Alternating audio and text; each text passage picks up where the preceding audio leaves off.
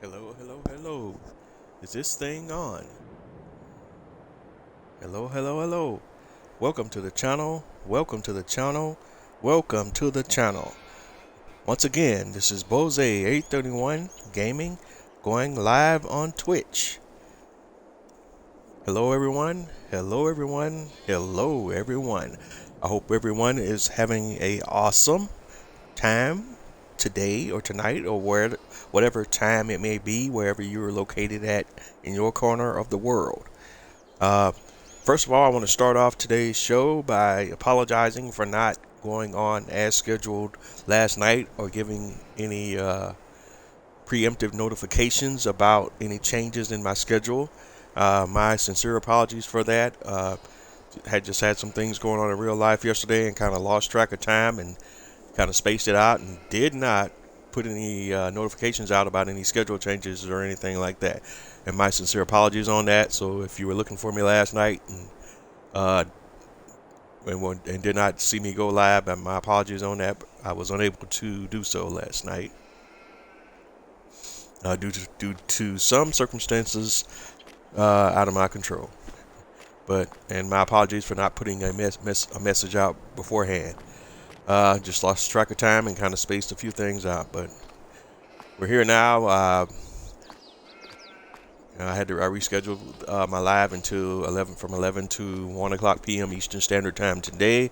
So here we are, right in, and we're just going to get right into it. But I just wanted to get some of that housekeeping out of the way before we got started this morning, and hopefully we won't have any connection issues or any stream drops or anything like that, like we did on the last episode. It had been a while since we had ran into those issues, but unfortunately, we did run into it during last week's live stream.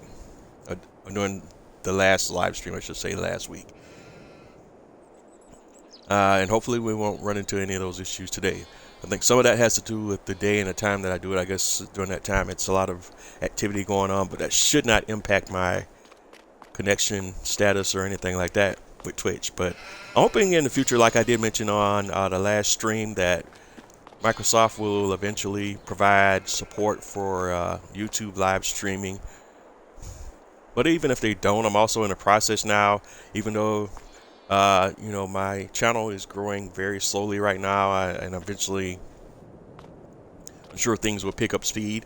But I'm going to go ahead and make some more investments in some equipment to have some better quality streams. And in fact, I'm looking at investing in some equipment so I can actually get up to some 1080p quality or even 4K quality streaming going.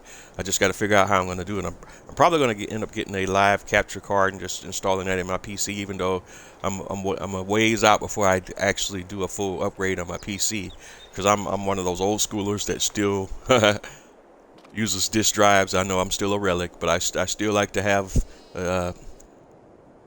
disk drives on my computer, or at least it's a CD drive at this point. I know we have the SSDs and all that good stuff, and we've been in that place for years. And when you buy computers now, it's hard to find cases that have a slot for a DVD drive, and I still want to have a DVD drive on my system. So it's just been a hard time trying to get a build together. And then also what's been going on with the prices in the market and everything for graphics card. We all know what's going on there with the data mining and all of that good stuff, and it's just the prices of graphics cards have been incredible over the last few years. So it's just been kind of one of those hurry up and wait kind of things. I had a few bills laid out during the pandemic that I probably should have jumped on, but it just did not. Was very hesitant. But my plan is now, because there's a few things I need to jump on, and hopefully if things work out by the end of this year, I will take care of both of those issues, as I need to get a new pretty decent laptop. I'm not going to game on my laptop, but I may end up having to use my laptop for support for activities that I perform on this channel, and when I'm on the road or any other thing that may come up. So I want to get a laptop that's probably on the cheaper side, because I don't need anything that's super crazy powerful right now. and I can always upgrade as needs change and if the channel grows and it warrants it. For right now, just something kind of basic that could run a few things here and there and provide support for my channel as it continues to grow. So I got to get that out of the way, and I got to get a PC build out of the way. And I'm kind of the same school of thought as far as my PC build is concerned as I don't need anything that's top of the line, super powerful right now, but I do want something that will support most of the stuff that I want to do, and that includes my live streaming, having some storage, decent storage, but I can always, rely on external solutions or things like that if I need to. But something with enough horses to do most of the stuff that I want to do and do a little light video editing and all that kind of stuff. So, and I haven't really sat down and kind of planned it out recently yet. I had a few different builds that I had planned out during the pandemic that I should have jumped on, and now the prices, parts, and everything are obsolete, or different models and all that come out since then. So I haven't updated my PC builds in quite some time. But later this year, because I plan on doing that later on this year. I got some deals and everything, some things I want to pay off and get that taken care of before I get into some of those things a little more earnestly. And my plan is to do that later on this year. But anywho, just jumping into the stream, kind of picking up from where we left off, just doing some general housekeeping right now. Just gonna jump in and go ahead and this is all cosmetic, but I just want to go ahead and get my vehicles and a few pieces of equipment kind of cleaned up. We just finished harvesting a couple of my fields. We harvested a couple of my grain fields, my oat field and my canola field. And we've done some mulching on those fields. We've taken care of the horses for today, had their riding needs, all that good stuff taken care of, which is all wonderful. And I'm gonna go ahead and get these vehicles cleaned up. And while I was prepping for the live stream today, I noticed that there's a problem going on with one of my production chains, and we're just gonna look into that right in a moment. I was just thinking out about how I want to kind of handle it, because I don't know exactly what is causing the issue. If we go into my production menu, you see my base game bakery is doing fine. It has everything it needs. It's producing along all well and good like it's supposed to. But if we go all the way down here to my other bakery, my industrial bakery, we have a problem. Oh, I spoke too soon. It looks like it started back working.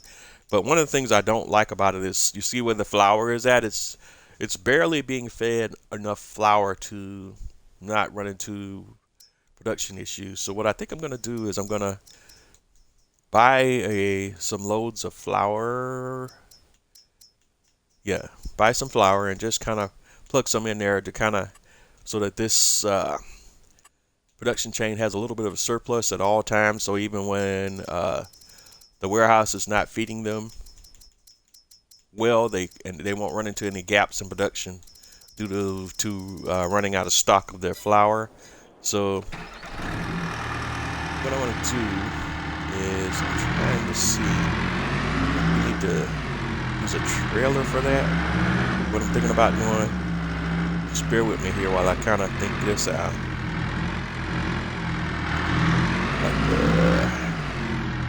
Alright, I think this trailer has the largest capacity, right?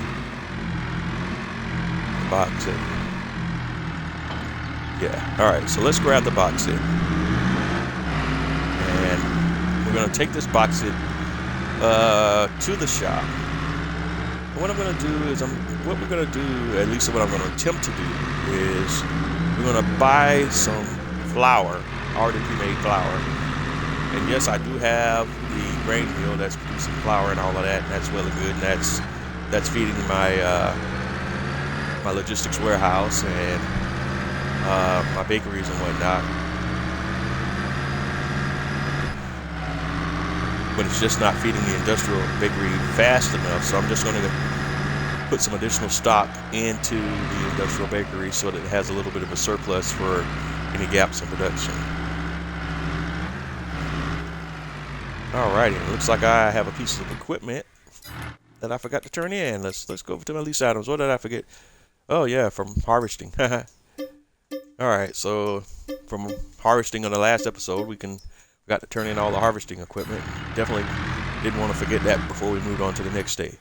So what I'm thinking about doing while we're in this menu is I'm gonna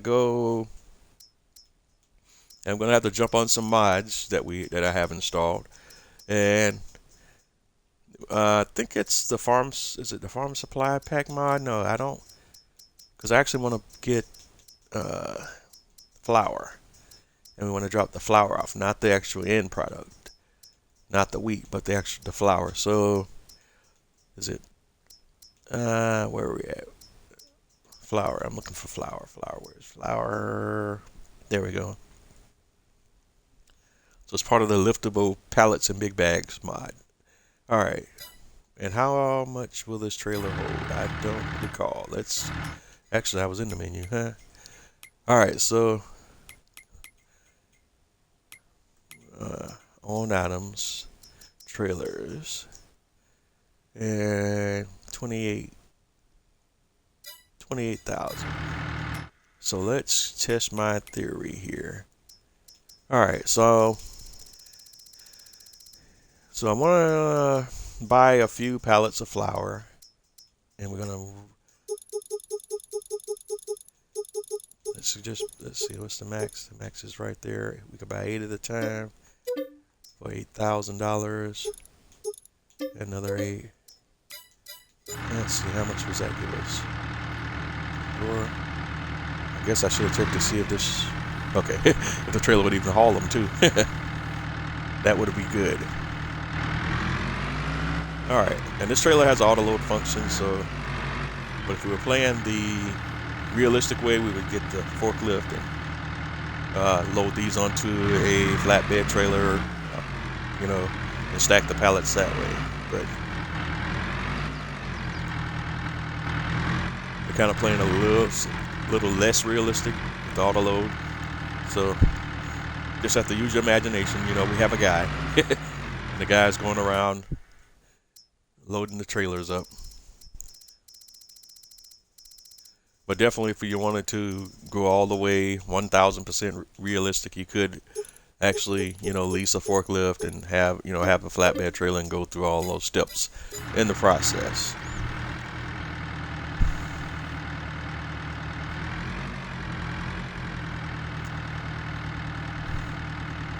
Alright, so I'm just going to load up as much flour as we can get loaded on this trailer. And then we're going to take this over to the industrial bakery. And if my theory is correct, we should be able to unload this flour into the industrial bakery facility. Alright, what do we have? 24,000. So I'm going to try to load it. I don't want to go over because I don't want to have no stray flour pallets just hanging out. So let's try, where are your flour? 2,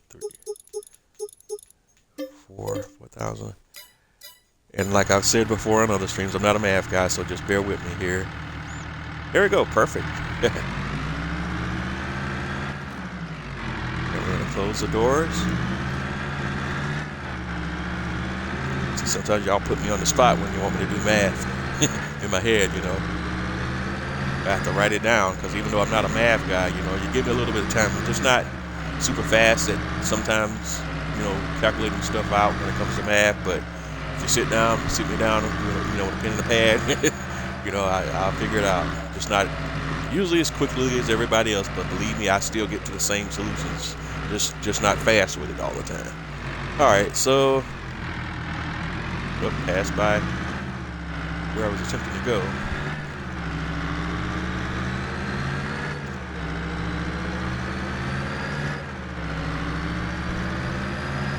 Alright, so we're gonna take this over to the industrial bakery production facility. And this is like my little production area. It's like this is like an industrial area in town, and you want to try to see. I don't know if if I have to unload all of these out and then manually take them over. Let's see. But if I back up here, will it automatically unload. Doesn't look like it. So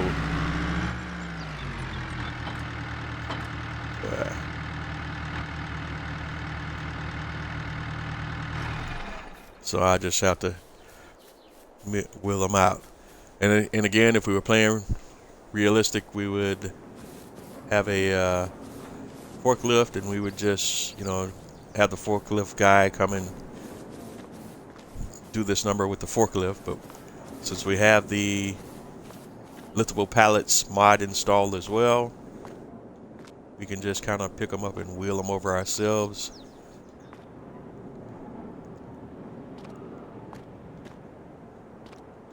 And I guess Giants also made sure we have the Superman flying mod installed as well. So whenever you hit a certain spot on the game, you just start going up in the air when you're carrying pallets around.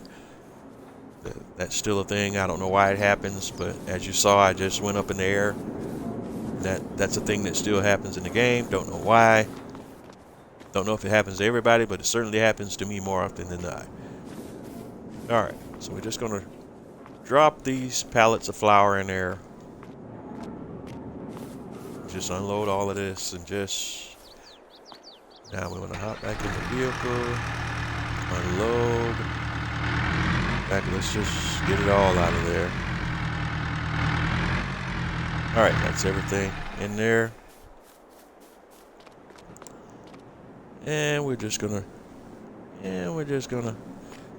drop all the pallets of flour into this lovely warehouse, and then we shouldn't have any production gaps due to, as you see, just happened again. I didn't do that. The game just decided I needed to go flying, and there I went.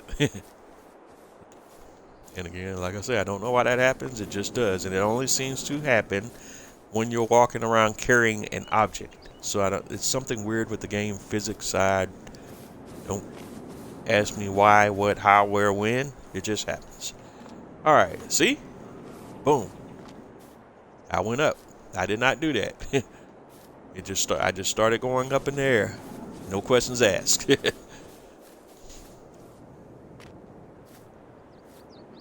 it only happens when you're carrying an object.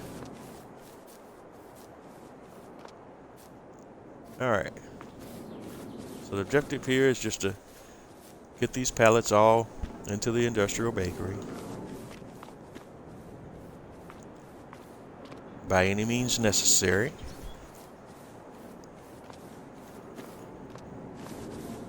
And if we were doing the whole realism thing, you could kind of monkey around with a forklift and all of that good stuff. And I could show you guys my forklift skills. I'm decent with it, but I'm not like some of the pros you may see on YouTube or on other parts of the internet. But I'm decent with it. All right, see, Superman.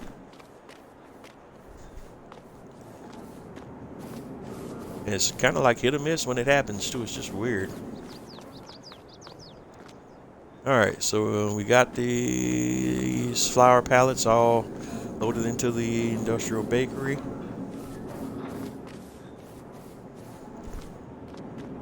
And now we go take a look at the bakery, see what's going on there.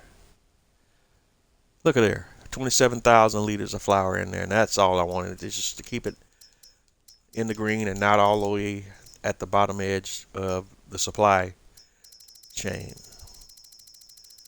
Alright. And I still gotta look at outer space. If I could, there's something I could do with the strawberry and the sugar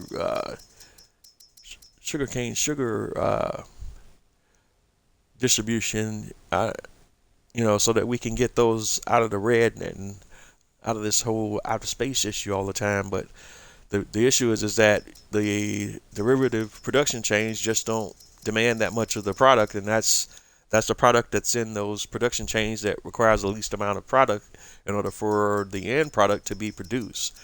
So it's just those parts of the recipe are always going to be bottlenecked unless I build more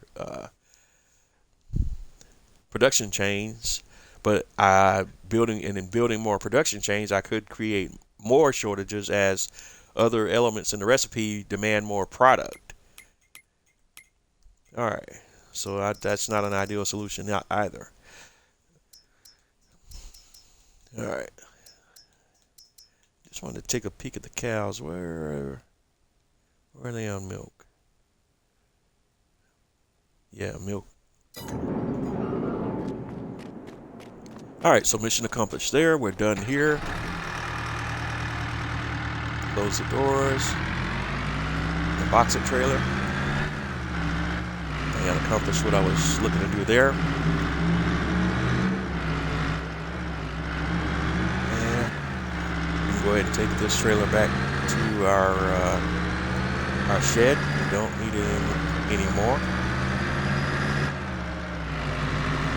And I think I said in the last stream I was also thinking about looking at expanding the farm's operations. We have more than enough money in the bank to do a lot of things now. For those of you that have been tuning in from the beginning, you remember where we started at and look at where we're at now financially. So we're definitely in a great position financially now that the farm is very profitable to do some other things. But I just got to be strategic about how and where I want to expand.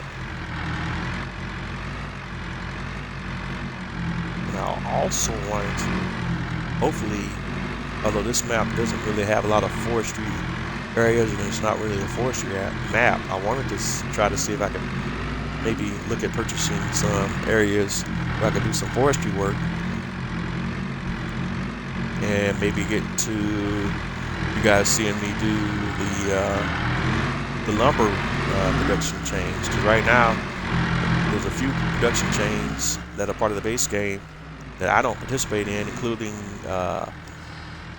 clothing production, because there's no tailor shop that's on this map by default, number one. And number two, well, just lost my train of thought there as I was going through the point. But there's no tailor shop that's by default that's on this map. And that's a production, one of the default production chains that I don't have. And of course, the other one is the lumber. But if I was going to do the tailor production chains, I need to get into the cotton business. And I don't have any cotton fields right now.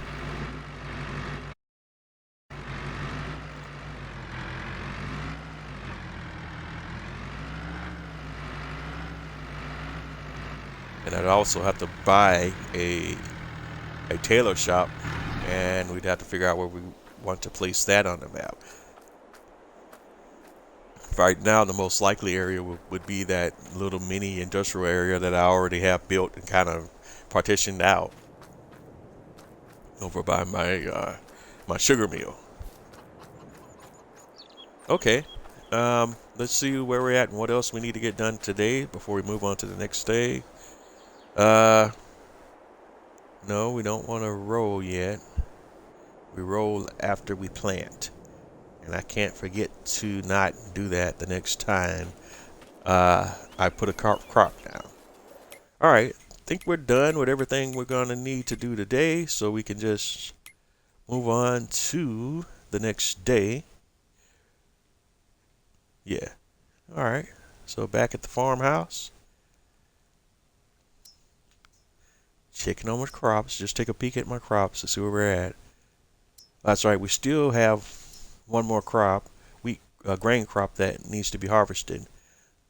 Hopefully we'll get that in the next day. So let's move on and see where we're at. We're going to sleep. Move on to the next day. Day 2 in June, I think it is. What month are we in? Let's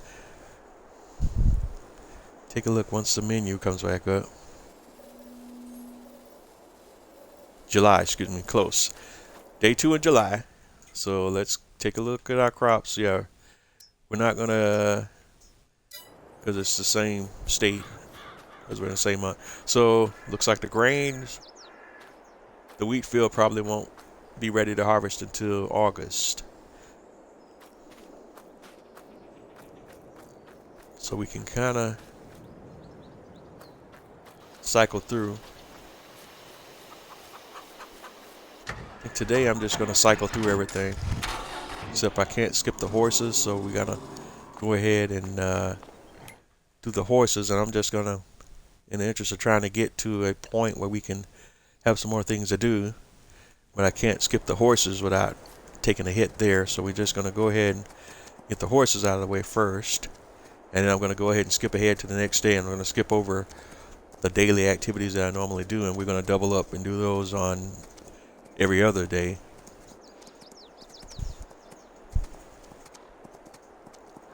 Alright, but we do have to ride the horses, so go ahead and get the horse riding out of the way. Alright. And back on the normal routine of things, I haven't been on the mod hub as much this past week, but there hasn't been that much of content drops anyway, because Giants is still coming off of the FarmCom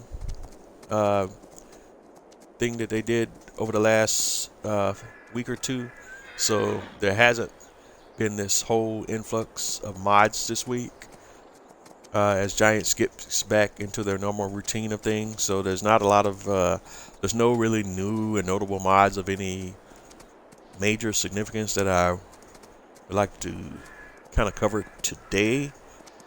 There is one. There was a I think it was a selectable bale size mod that could be pretty significant for us console players.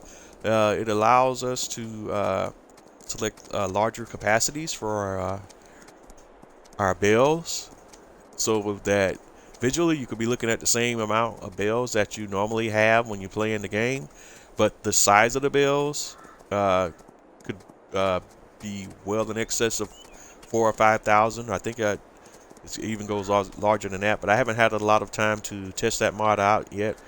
But it will allow you to move around larger bales, which is significant for console players, because you can have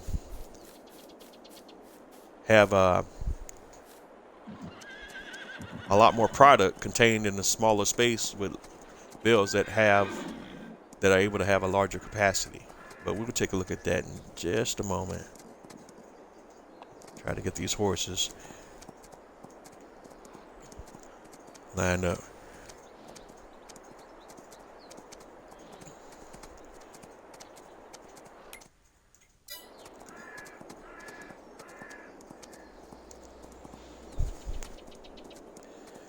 Yeah, I know a lot of players don't play the horses, but it's just something that I haven't done that much of in the game. I didn't even do the horses that much in 19 either, but in 19 they were even a bit more of a chore because it was a little more time involved. At least with 22 they cleaned some of that up to make it less of a chore.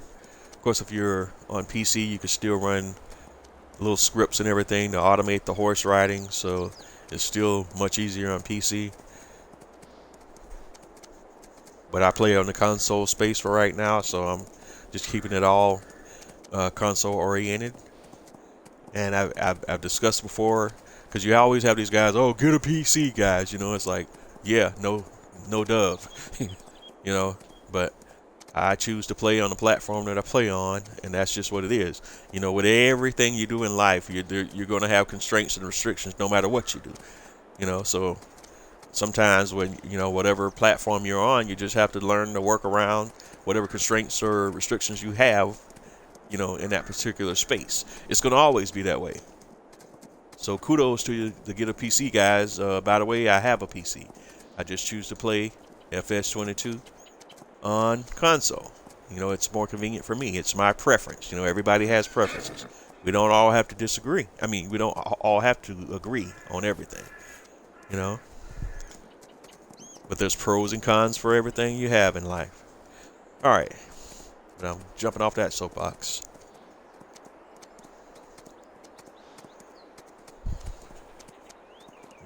And even I can't jump totally off of it because, then when you get into the console space, there's this whole crazy console war thing, and that's mostly for the kids, although sadly adults participate in that mess too. There is no such thing as a war if there's no shots fired, and this is coming from a U.S. military vet of two branches, Army and Navy. I hate a lot of times when people use the terminology for something virtual at, as you're at war in the first place. People use the term war way too loosely sometimes, but it is what it is. It's just one of those societal things, but I don't like it a whole lot.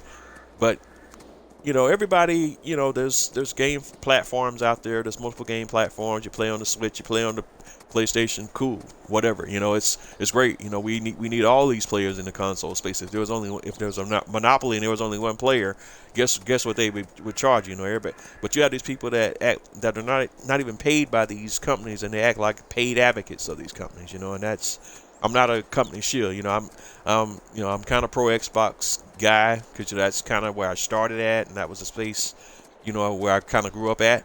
But I've had times in my life where I've had all three platforms. At one point in time, I had a PlayStation, an Xbox, and a Nintendo system.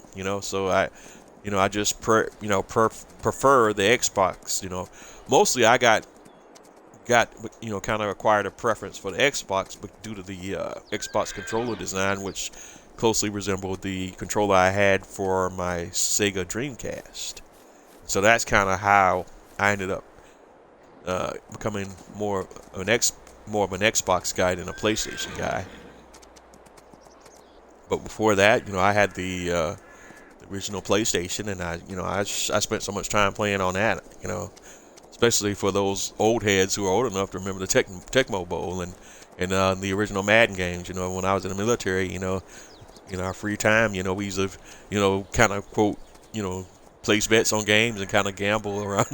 But they're just military guys trying to find something to do in the off time, and just being creative and coming up with different things. But long story short, I'm kind of an Xbox guy. I advocate for the Xbox, but I'm not like a pro Xbox. I don't quote stand for Xbox, but I also will not tolerate people attacking Xbox and really Microsoft for no reason. Because one of the other things in society that kind of bugs me today is everybody's always attacking the evil corporation, like Megacorp or something. It's like a company is cool until they get too big, but then at the same time people stand for one megacorp versus another megacorp. At the end of the day, they're all megacorps, and they're all out there to make money. So that whole console war thing is just something that kind of rattles me the wrong way, and it's silly. It's just silly. All right, but again, I digress and just I'm falling into all these soapboxes. One of the other things I've kind of considered maybe on the other side of things in the world of YouTube is doing a channel where I kind of talk about some stuff like that. But there's a lot of guys out there, you got all these youngsters. I'm an old head, so I'm old. My thoughts may be too old school and too controversial for a lot of these people today, because a lot of folks are sensitive. Even the ones that claim to rail against those that are sensitive, with their own sensitivity. But one of the issues I kind of run into is I'm too old school for a lot of folks, and I come at both the libs and the conservatives, even though a lot of them will probably label me as a liberal. But that's another thing, as all these labels that folks try to put on other folks these days, and it's really unnecessary. You just do your thing, man. Live your life, and if you like something, cool. If you don't, you don't. But don't try to make anybody be your way or this way or that way. Your way may not be for everybody. Everybody's different, and so it makes the world of what it is. It's a great place because everybody's different. Everybody has different likes, dislikes, and chill. If you're all of the same thought process and you want to hang out and have a good time, then let's do this. If you're not, then get the heck out of here. But don't come in the room and complain about what we're doing. If you're not down with it. But that's this internet culture. People spend more time. Like, one of the things on this whole console war bit is you see guys on social media, pissing and moaning and complaining, pardon my French, about, other platforms, like, if you're on social media spending all this time complaining, then why aren't you playing games if your platform is so great and has all these great games? And you can look at the timeline and just see them all over social media, like, okay, you have all this time to be on social, complaining about this, that, and the third, when you should be playing all those great games that you seem to be, standing, making all this noise about. Like, I'm confused, But I digress. All right, got the horses all taken care of. Riding is good. All right. In fact, as I was going on those tangents, kind of lost. Okay, my train of thought on what I was trying to do here. All right.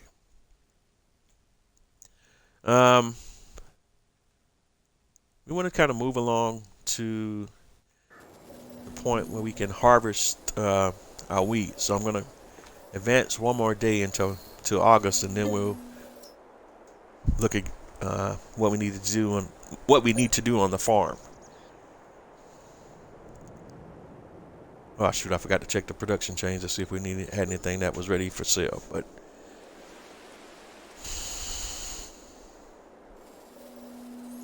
all right, so we're day 1 in August. Look at there. Look at those weeds.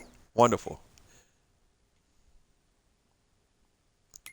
All right, so first thing I want to go to is crop calendar. We can plant canola. So we're going to do that today, and that'll get rid of the weeds when we go do the plant thing. All right, let's look at our crops, and wheat should be ready to harvest. It is. So that's going to be our sole purpose today. Let's go ahead and get our farm activities out of the way. We'll just start, since I jumped over here, we'll go ahead and start with with our animals. And since you just saw me ride the horses, I'm not going to start off with riding horses again, because I went on a live stream all today to just be about me riding horses. All right, we're going to do the pig food. Since we skipped a couple of days, we may have to do 2 complete loads. Let's see how it goes.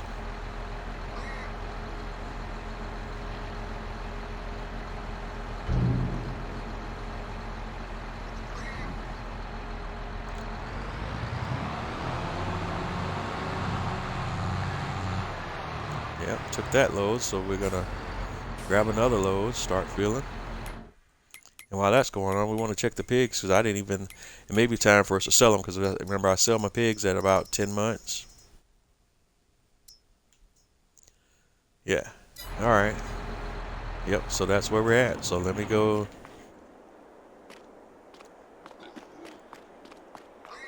check the pigs. And again, if we were playing ultra realistic, we'd grab an animal trailer and haul the pigs back and forth between the animal dealer. But in the interest of time, I'm just going to do it the faster way.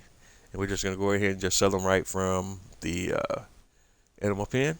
So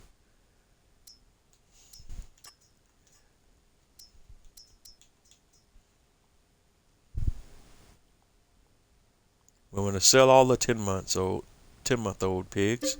Let's sell those, and we're going to make $30,499 off of that. Transport fee of $3,000.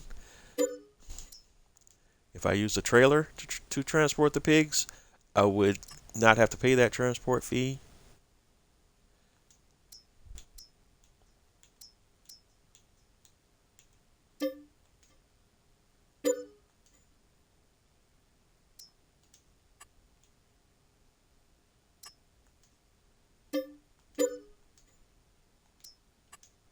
All right.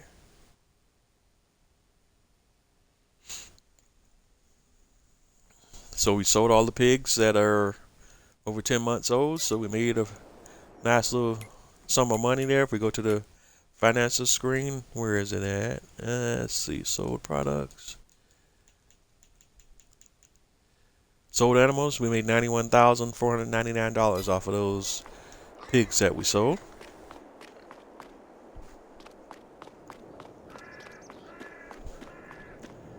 And let's go back and check the feed, because the feed need may have been modified since we sold all those pigs, so they may not even need as much feed as was originally anticipated. But let's double check and see.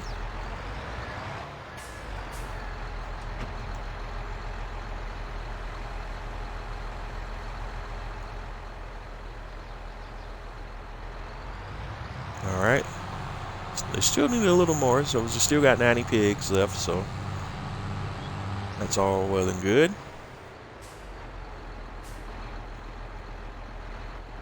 Uh-oh, and looks like the silo's empty. So we need to order some more pig feed as well. And we'll just go ahead and buy that straight up. Hop back in there.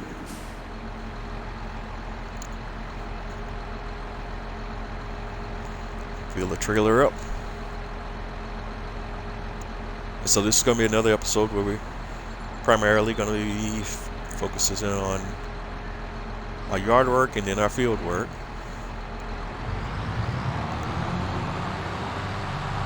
And of course we started off today with an unexpected job where we just kind of topped off my industrial bakery production chain with some additional product. And that was the flour, and putting some more flour in that chain so that it's not always running low or running out. Alright, so we got that taken care of. And we're going to do this in a little bit of reverse order today.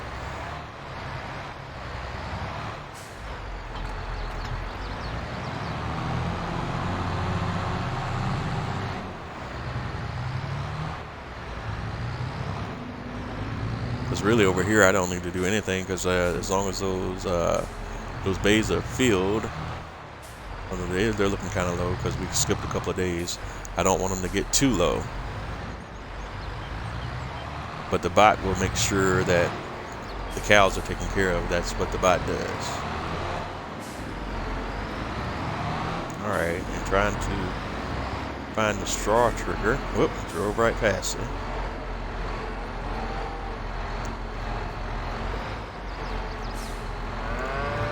Alright, where is it? Just saw it pop up and then it went back.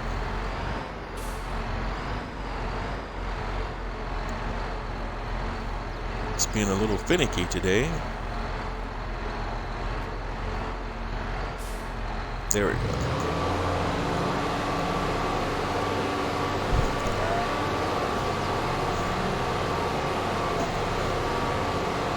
Since we skipped a couple of days, it probably will need a decent amount of straw before we're done here.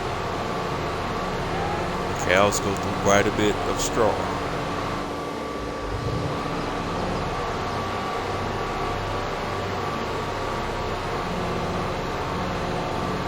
And just also want to keep note of, this straw is different than the straw that goes into the feed.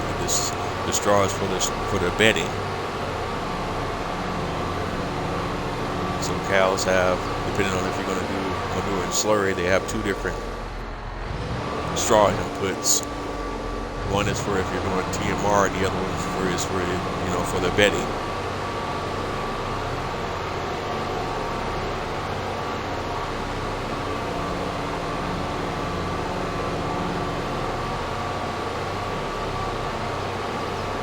And this is a lot of straw they're taking.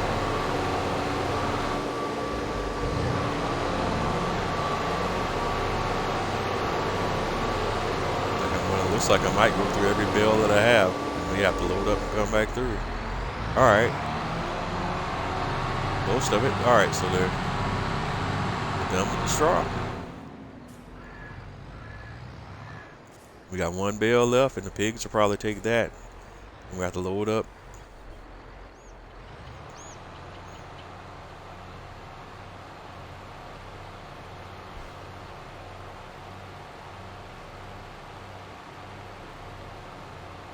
Because the pigs will probably take this entire bale. Alright. Good stuff. And that they did. I don't think we're done there, so let's go get our front loader.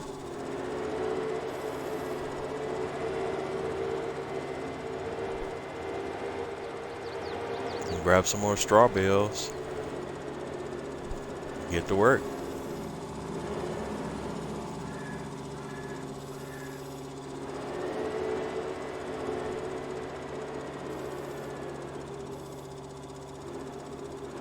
And like I've spoken on before, I hate the way the landscaping kind of works. No, well, hate is a strong word, but I'm not that happy with the way the landscaping works in 22 as much. Wow. Brilliant. So I kind of struggle with the landscaping tools in 22, and there's a lot of bumps in this area here because I wasn't able to easily get the area smoothed out the way I would have liked. And sometimes when you place things, just the landscaping does weird things. Like, I don't know why there are so many bumps and dips and things surrounding buildings when you place buildings, you know, and that's one of the issues we have with those sheds right there, is like the terrain just decided to dip, and I can't, even when I use the quote smoothing and leveling functions, get those areas smoothed out the way they need to be, where you don't have those crazy bumps. Alright, let's try this again. And as you can see, when you hit these bumps, they knock the bales right off the bale forks from at times, so having to deal with that. It takes a little more effort.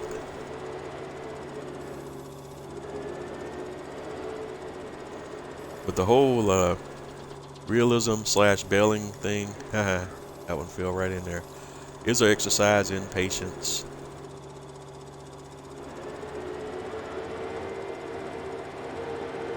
Because you're dealing with the game physics, and they try to be realistic, but they're not ultra realistic anyways. But you know, when you're playing the game, you do it within the framework of the mechanics of the game. So you just have to take that into consideration. Because it's realistic as far as the game is concerned, I guess is the way of looking at it.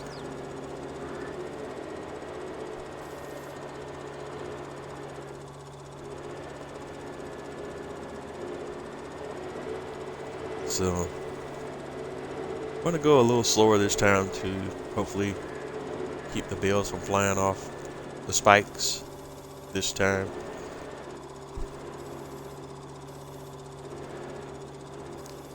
Alright. We'll just put these 4 in there for now.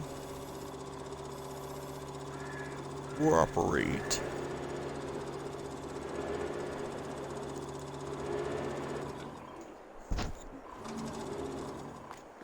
And hop back over into the tractor.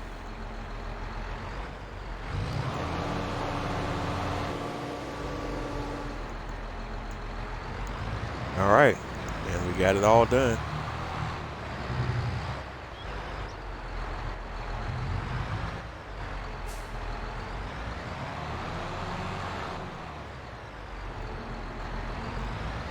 All right, and we're gonna get this out the way. Not gonna worry about stacking any more bales in there, trying to get all crazy with that right now. We got straw bales in there. That's all that matters for now. Check, check, check on the straw. See you in a couple of days. Just back that trailer right in there. Drop that off. In fact, we'll kind of just leave that where it is. And I want to hop back over to the front loader. And we'll just get to work dropping off bales.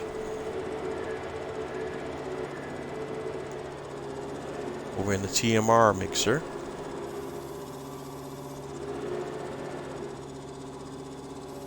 One thing I do need to check on that I haven't been keeping up with as far as the TMR mix goes, as well as my my mineral feed supply. I need to get another trailer over here and just have that trailer loaded up with mineral feed at all times, so I can drop that off and load up the mineral feed silo as well.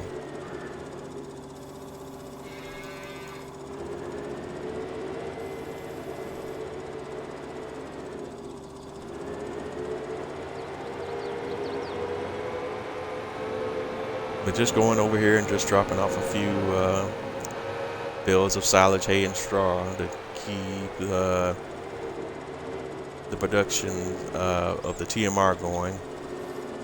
and not having any supply shortages. I don't need to max it out, but just want to make sure there's a consistent, constant supply, and there won't be any gaps in that.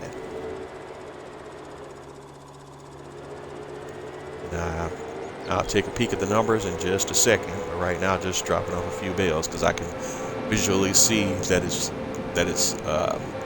not all the way at maxed out and that it's kind of low. So just dropping some product off here in each of the 3 sections for the hay, straw, and silage.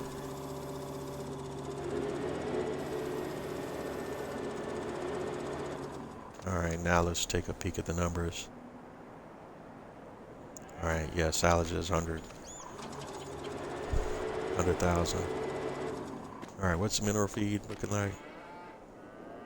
88.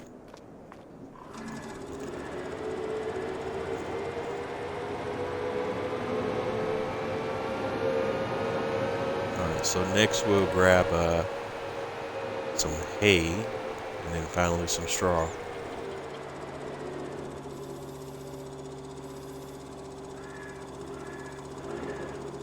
And we'll learn through trial and error how to do some of this. You got one, you want to grab 2, just kind of come around here at an angle, poke the other one, and then lift it up, and boom. And watch for the big bump. And hope it doesn't knock the bales off, but go slow enough so you don't have any bales flying in the air.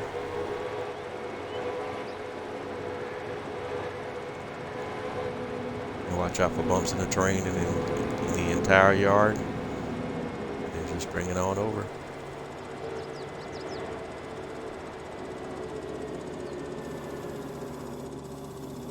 Alright, and unload, rinse and repeat.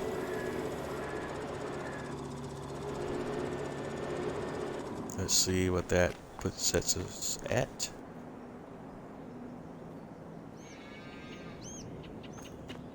Alright, and put 2 more in there. That's only 77,000.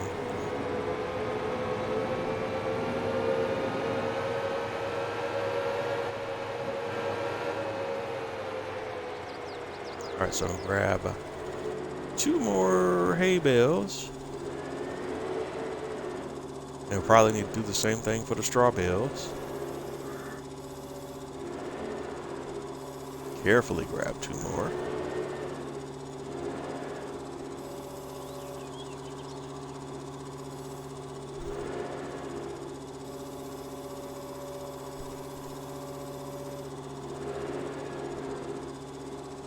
Don't like the way that one's sitting. I have a fear it might try to fall off. Alright, thankfully it slid on even more, which is good. Alright, drop these 2 off. And next up we'll do some straw.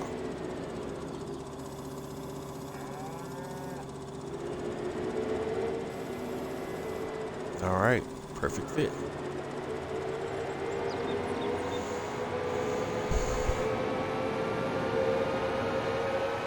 And notice how this electric vehicle sounds so quiet. The engine kind of has a little purr to it.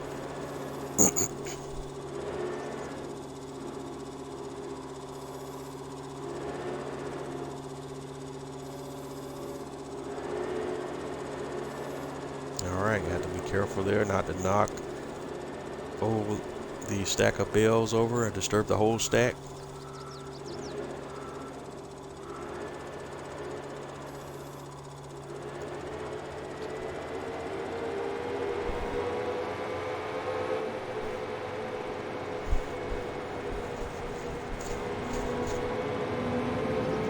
Okay.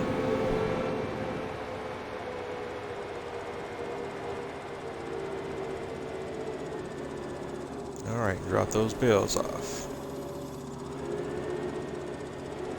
And it should take both of those, and let's take a look at where our numbers are. Straw is 60,000. A is 81,000. So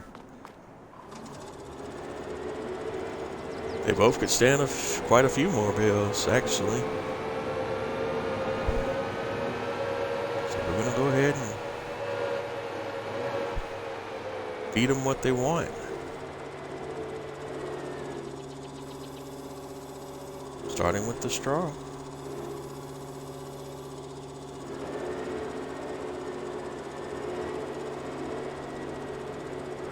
I know that one, third one's not going to stay on there, so that's okay. We'll come back for that.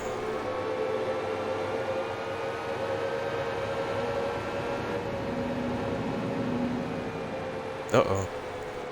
Good time. Come back just in time to watch the mixer go to work. We're going to have to wait a few seconds before we can drop these other bales in there. And you're watching the robot in action, doing the TMR mix. And it's just a really neat process.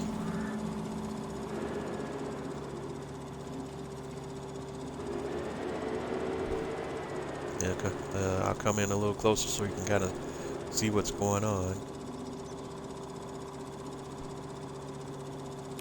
In fact, this might be an opportunity for a decent little screenshot.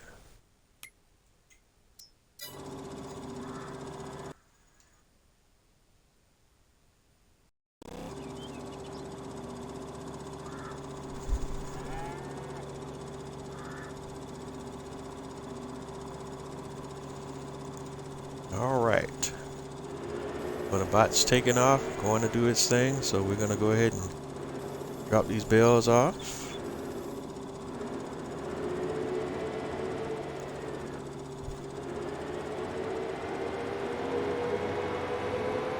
And it did take those last two. So they just sit there and do their thing. That's all good.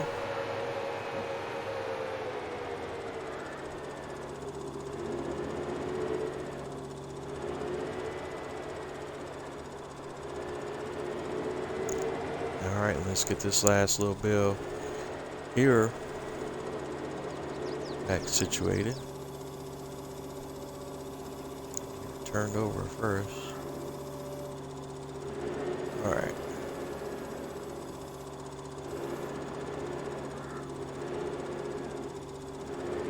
And I just want to pick that one up and drop it back over here. So it'll be ready when I come back later on.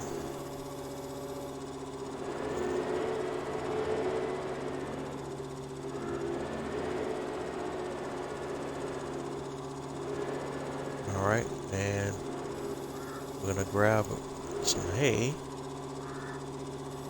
2 stacks.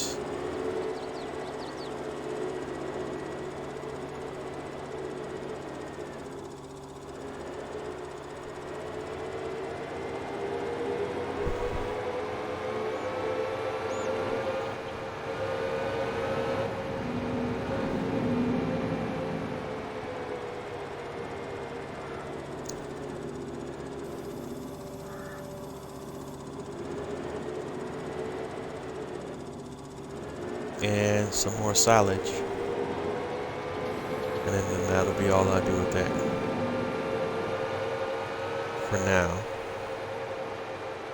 And then, like I say, I'm gonna have to come back later and address the mineral feed situation, because I want to make sure that stays topped off at a high level as well.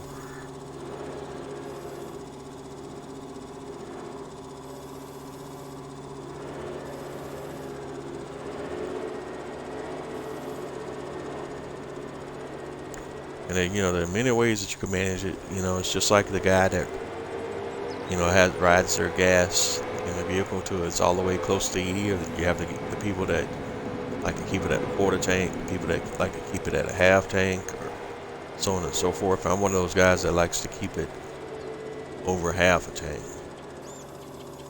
So that's all we're doing here.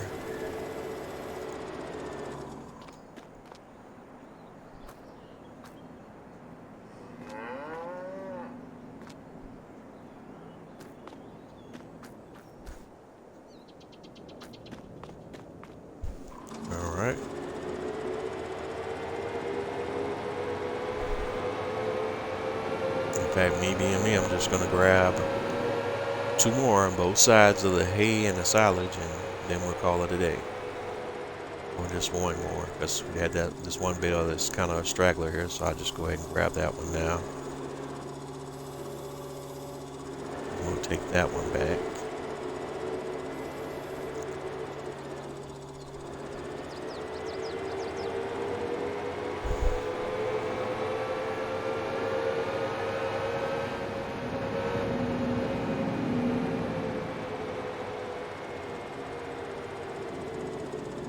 And drop that one off. Boom. Alright. So we're done here.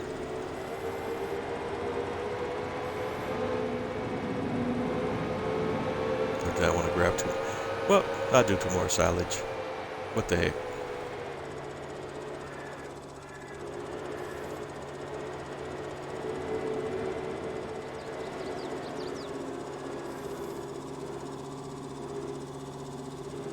Alright, so we're going to grab 2 more silage bales.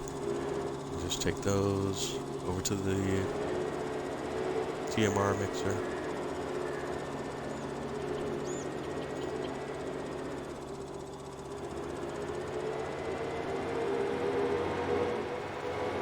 Then we'll call it a day.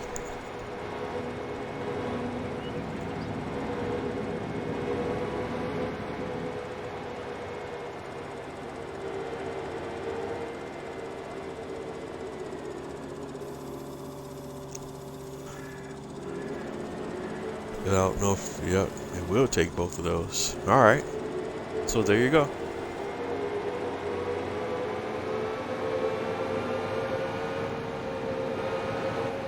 Cool stuff. Alright, so we're done with the front loader.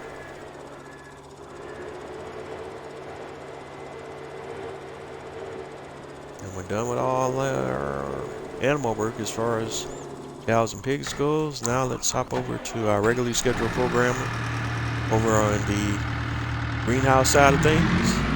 First stop, Chicken Central. Alright. And turn the menu back on so I can kind of see. More barley.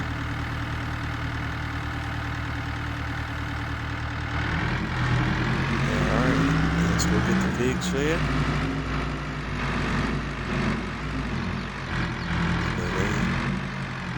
3,500 around.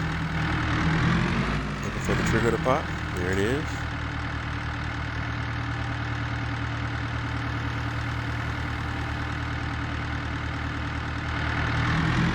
Alright. Nothing like happy chickens. Happy chickens produce eggs. Chickens are fed. Drop off our excess. The leftovers.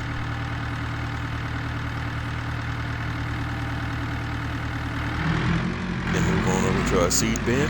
That's next stop, Greenhouse Central. Alright, so we're gonna load up some seeds. A freshly mixed batch of 13,000 liters or so. 12,820 liters.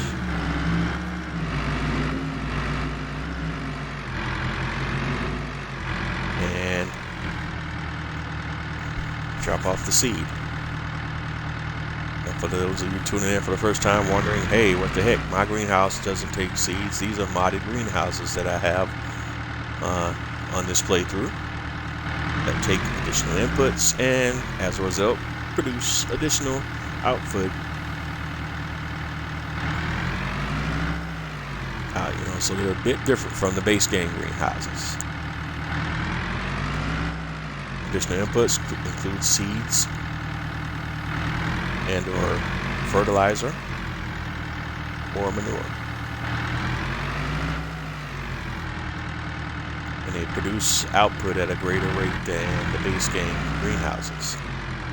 And if you're wondering what I'm doing here, don't know exactly where the fuel triggers are because of the way I have the greenhouses oriented. So I'm just trying to kind of guess where the triggers are and just try to dump in all those little spots. I achieve usually more consistent results. If I try to dump right in front of each set of double doors in the greenhouses, I always try to come back and see how I did. Most of the time I get it right without missing too many spots. And if you look at the seeds on all of them, yep, did a good job today. Did not miss any this time around. So we're done there.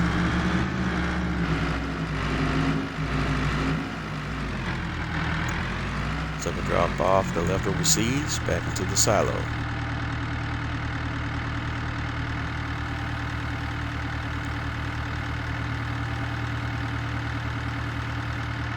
And while I'm here, just for good measure, I'm going to go ahead and purchase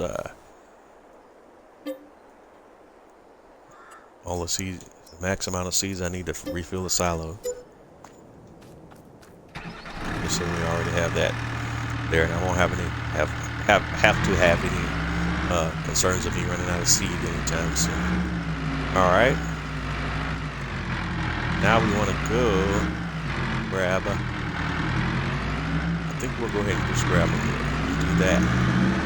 So we're going to do all the activities that require the dump truck, and then we'll swap out the dump trailer for the water trailer and provide the water for the greenhouses.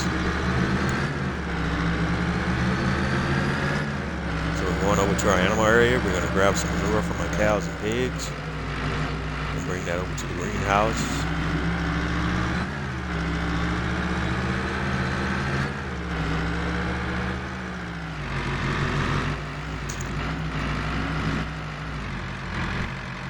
Grab manure, and I'll just go ahead and fill her all up. Should be plenty now. We got 12,820 liters of manure. Now the trailer is set to realistic capacity, so the max is 12,820. This trailer has an option of being set to a realistic capacity or an unrealistic capacity.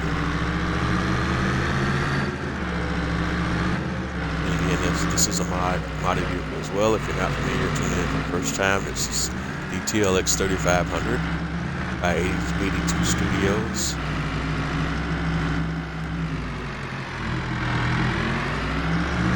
Kind of lost my train of thought as I was coming back around. Here, we want to do the same thing that we did with the seeds. Let's see how good I am this time.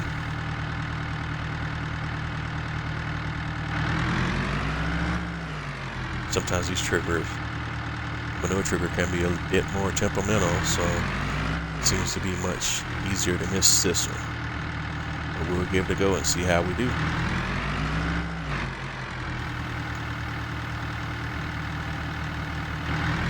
Why I have the greenhouses aligned this way is because I can handle both sets of greenhouses, with one pass, and I can tend to both sets of greenhouses while coming down the road in one lane. You don't going up or down. Excuse me. Sorry, apologies.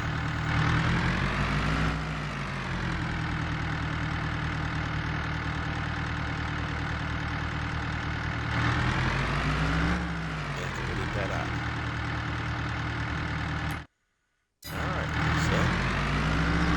See that often. Alright, let's see how we did. Alright, this time we're looking at manure and going through all the greenhouses. And just scrolling through them. Looks good, looks good. That's it. So we got them all on the first try. Getting better.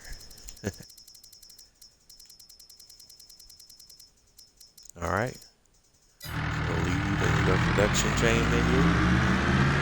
We have supplied all of our greenhouses with manure, so we can take our leftover manure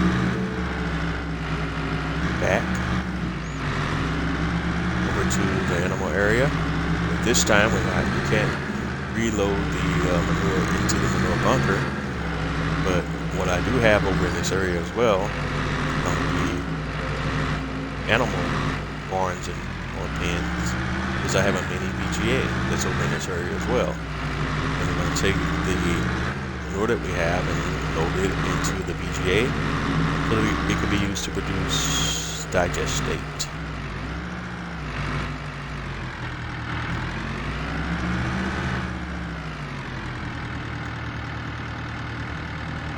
Go ahead and drop that off.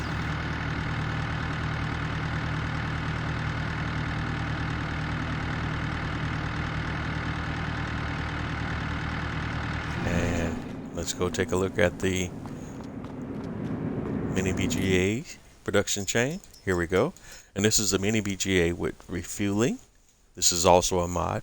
I don't recall the mod maker right off the top, but if you hit me up in chat, I can get that information to you if you need it, if you're looking for this mod. But all the mods I use in this game are all Mod Hub mods that you could find. Well, I'm a console player anyway, so everything used on console will be found in the Mod Hub. If we were playing on PC, you could find mods that are not in the in-game mod hub, but this is one you can find in the mini in-game mod hub.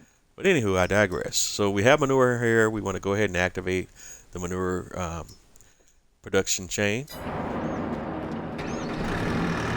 And so that mini BGA is going to work on turning that manure into digestate.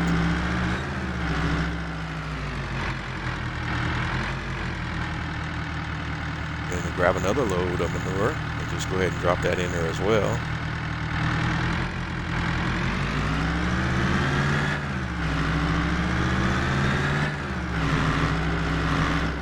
So we can go ahead and load up the production chain as much as it will hold. I do want to keep an eye on that, because if I grab too much and I don't have any, and it fills up and I won't have anywhere to unload the leftovers without doing a little cheat. So let's check it out. See where we're at. Alright, got plenty of room for more manure. Let's go grab some from the cows.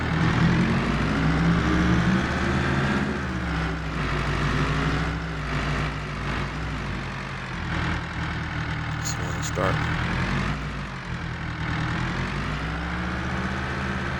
Well, maybe we don't. I thought the cows would be producing more manure than that. That's unusual. Alright, so grab some more manure from the pigs.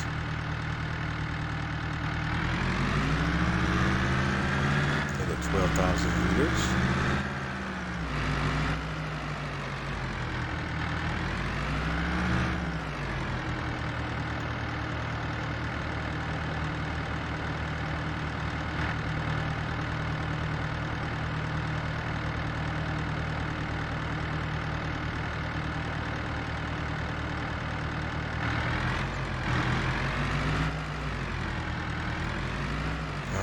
That's plenty. And just take a quick peek at this production one more time to see how we're doing. Great. 35,000 liters of manure. And that will be turned into digestate, electric charge, and methane. Good stuff. Alright, so we're done here. Let's bring the TLX 3500 back around to the main farm, because we still have one more thing, very important thing that we need to do for our greenhouses. Plants need water as well, so we gotta get some water in our greenhouses.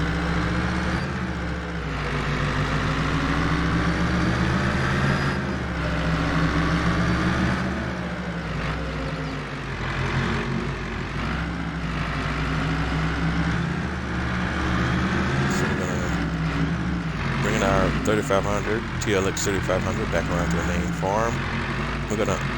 What we're gonna do here is we're gonna get rid of the dump trailer and use another TLX attachment, and this is a water trailer.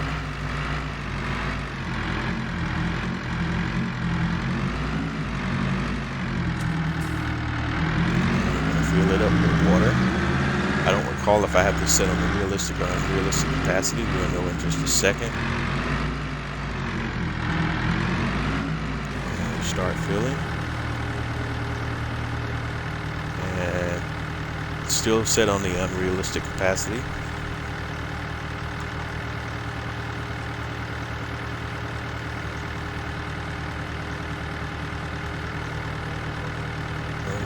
fill it up.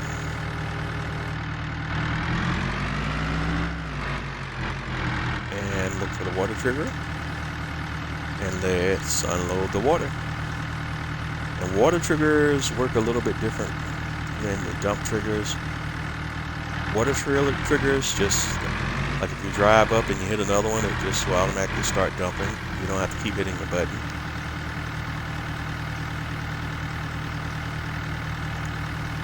You can kind of see down at the bottom if you're looking at the little meter down there.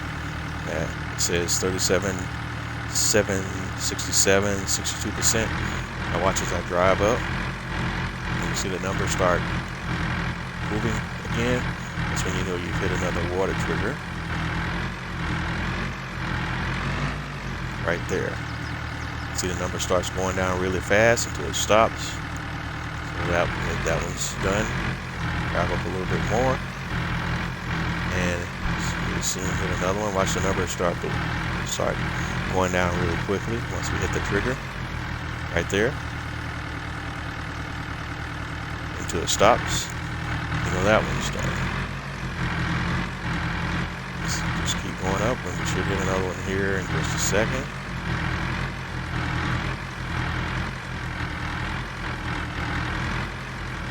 There it is. And that one we zeroed all the way out, so I don't know if that one's completely full because we ran out. So I'm going to load back up some water. And then we'll drive back up and try to hit that same spot and see if there's any more left.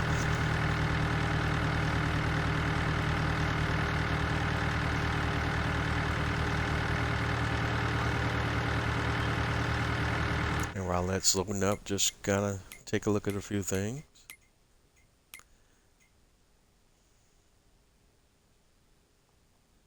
Alright, sugarcane won't be ready to be harvested until October. Corn is also October, so we don't have any other crops that will need to be harvested right now. And I just want to make sure we're in the right window for planting. We are in the window for planting canola, so we can do both planting and harvesting today.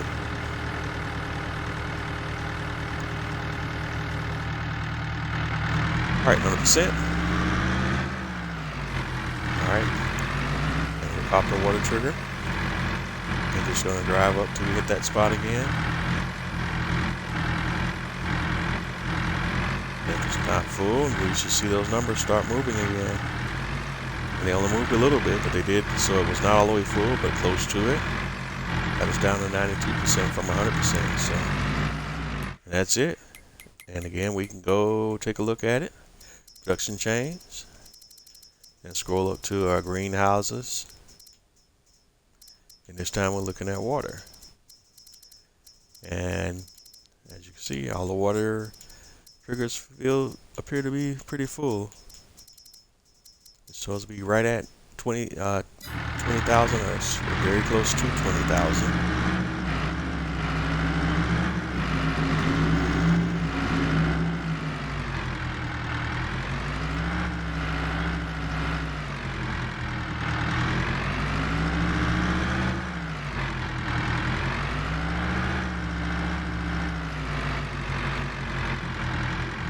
So we're done with the water tanker. We can drop that back off.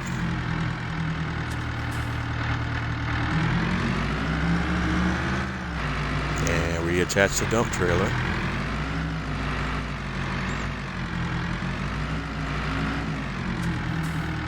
Alright, and we're done with this phase of our work. Alright, one quick thing. Let's checking the time.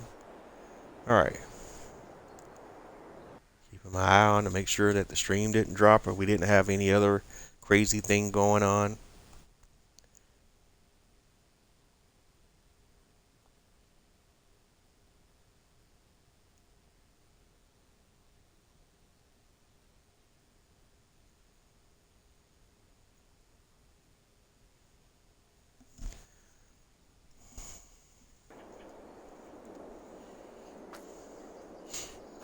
Alright, so where do we want to start? Well, we have both harvesting and planting operations that we can do.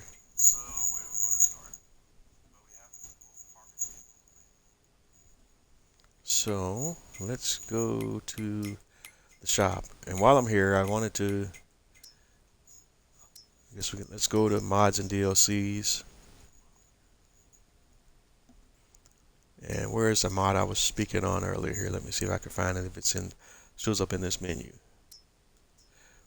But these are all mods that you see here, are all mods available in the in-game mod hub. And these are all of the, well, most of the particular mods I have installed in the game at this time.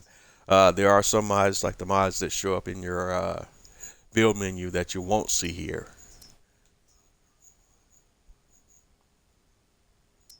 And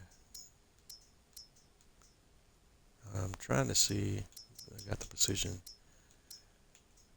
Oh, this is one I didn't mention last week, or that was recently came out here, where all of the majority of the base game sprayers have been updated for precision farming, and there's a pack you could download, a precision sprayer pack mod that updates most of your base game sprayers for precision farming. That's a really good mod that came out recently. Let's see,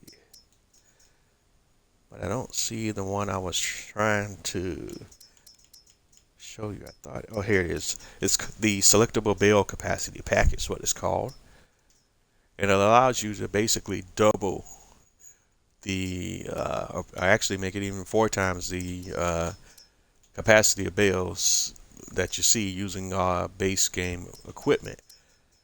And basically, in effect, what this would do, this is really a super game-changing mod for us console players, because it allows us to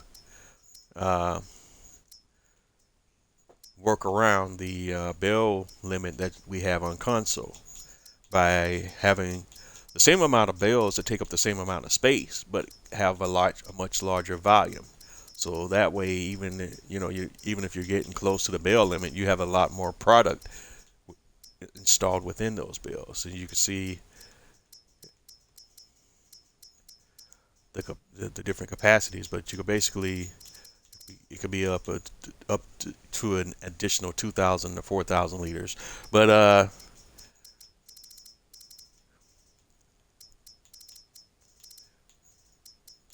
I don't use any of the base game balers, so I don't know if I'll get into any of that on this stream. But we'll see, maybe later on in the series I may get around to doing some additional stuff with that equipment, so just goes so we can kind of see it in action. Excuse me. All right. Why was I in that menu? Oh yeah. So it's getting sidetracked here. We can go ahead and start planting canola. And I don't need to spend a whole ton of money in that effort, so I can just go ahead and get a real cheap planter. I just want to make sure I have a direct drill planter. This is another cool mod, the seeding option mod, that modifies a lot of your base game equipment. Gives a lot of base game planters options for seeds and fertilizer, or just seeds only. And it also makes a lot of the base game planters and seeders direct drill, which is important for your precision farming if you're playing with precision farming installed.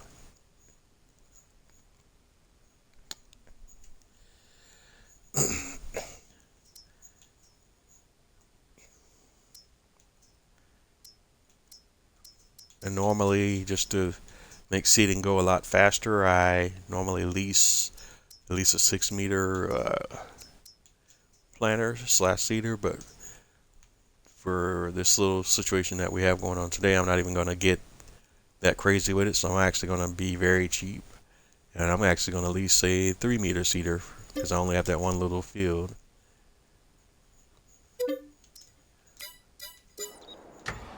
Alright, so take my tractor over there to the shop, pick up that seeder that we just leased.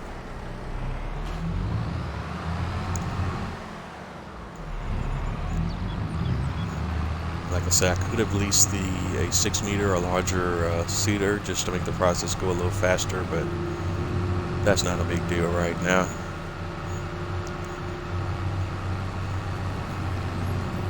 All I need to do is just get the seeds in the ground. They don't have to be super quick. And I just got this little field that you see to the right, which is actually two of the base game fields that you start the game out with on this ELM Creek map. I just combined those two fields into one larger field.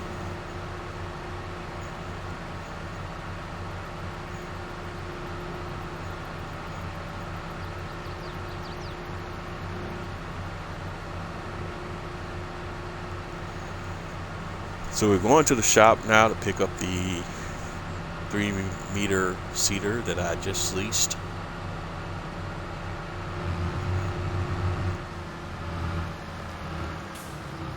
Alright, so here we go. Pick that seeder up. That's a Nordston seeder. I know I'm probably messing up these product names, because when you're dealing with some of these European companies, just things are not always pronounced as the way they seem in English. Try to do my best with them.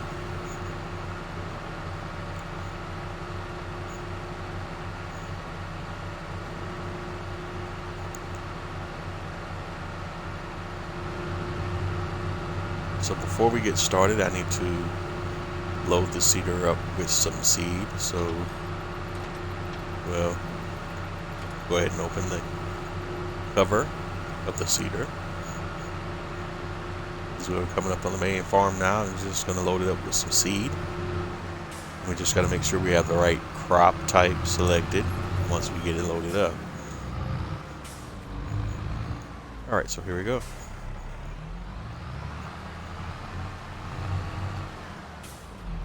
Start filling.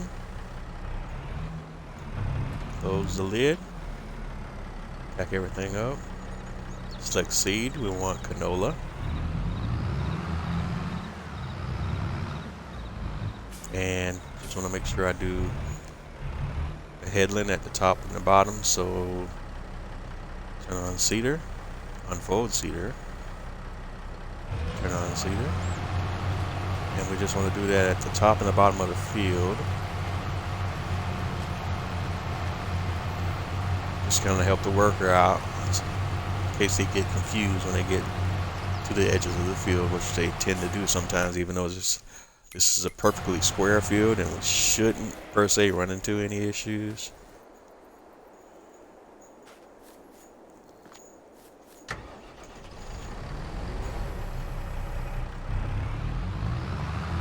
Just going to do a small strip at the top and the bottom of the field.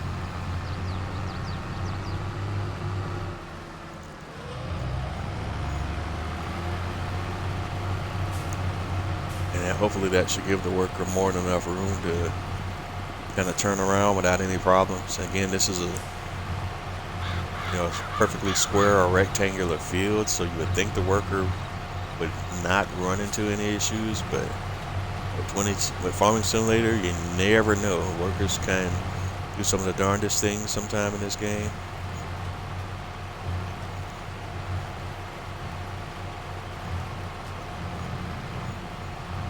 Alright, just a little bit of a struggle on this corner, huh?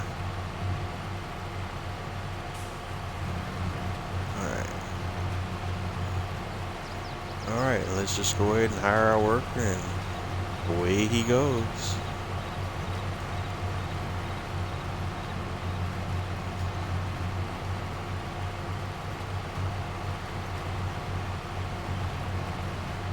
Yeah, I probably should have lined that up along the edge just a little bit better. Hopefully he doesn't miss anything along the edge. And you can kind of see what's going on there. If we go to the growth menu, you can see it's, as he's dropping this down, it's going to be right at growing, and the crop type is right there, canola. So that worker's good to go. Alright, so we can go on to the next big thing. Our next issue that we need to be working on is our harvest of the wheat. So we're gonna go about leasing a harvester. We don't need anything too crazy. Um,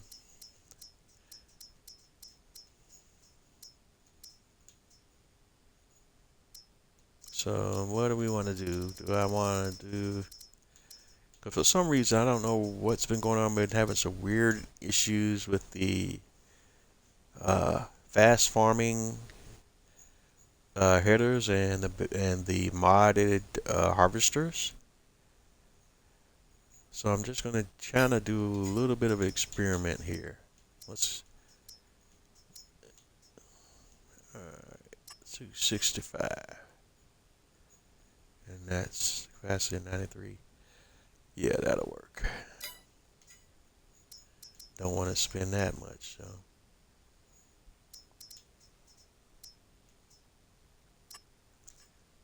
Alright, yeah, just for something different. Alright, we're gonna try the new little New Holland here and lease that bad boy. Lease 13,642. Well, maybe. Let me go to the mods. That's still way more than I want to spend on a lease. Alright, 1,000. 19, 22.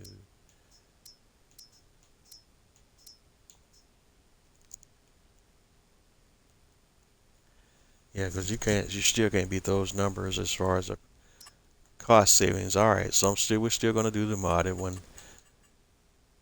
Alright, no special bells and whistles. We can kind of lease it as is, and that's only $4,000. See, that's a big difference in numbers. So lease that, and we're gonna go over to our headers and lease a John Deere header, but we're not going to use the base game ones. We're going to use one of the fast farming ones. So we want the headers that are attached. There's the ones that say headers are attached to harvesters. 2 height control for harvesters. These are modded headers for the base game. These are modded base game headers that allow you to harvest at a faster rate than the game normally allows.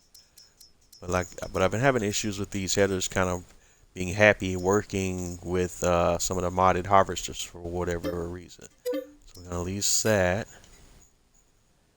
And we're going to go combinations and get a harvester trailer, lease that. Alright, and hop over to the shop. Should be able to pick up our equipment at the shop. There's our harvester header.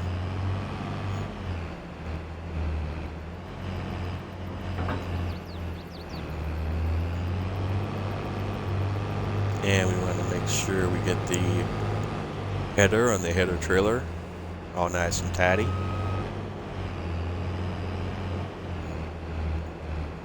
I'll line that up as best we can. And gonna line it up right there and drop it right on there.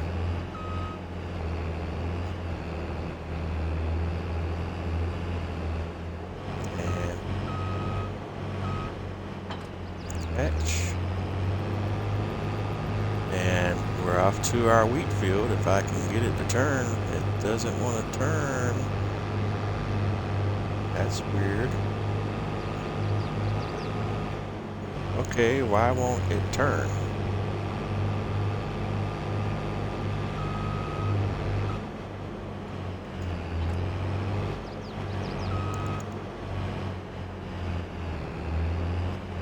Alright. Not quite sure what craziness we have brewing today.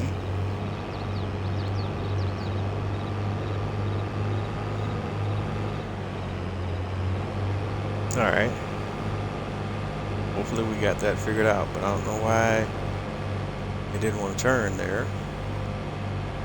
We're hauling this setup over to our wheat field so that we can harvest our wheat.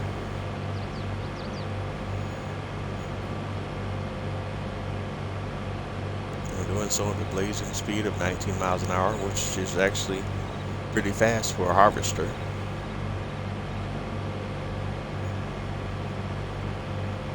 But if this was a larger map, then we would utilize semi truck haulers, and we would haul both the harvester and the header and all of that equipment on the semi to our work site. This map is not that huge.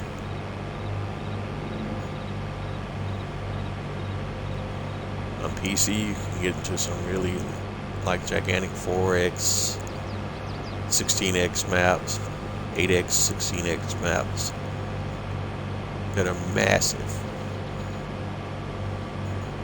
In console, the most you can get is like a 4x map.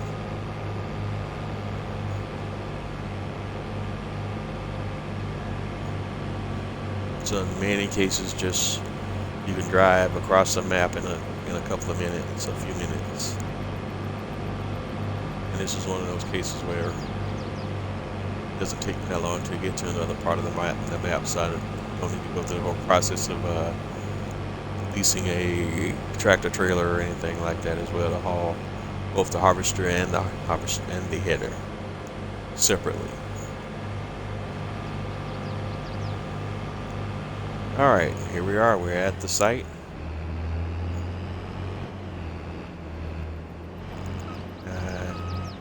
In fact, we'll probably just operate from here because getting this thing all turned around without damaging the crop and all of that could probably get a little tricky.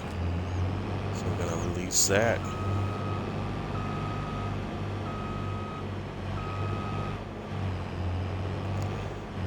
Still not quite far enough off the road for the trailer not to be a problem for traffic.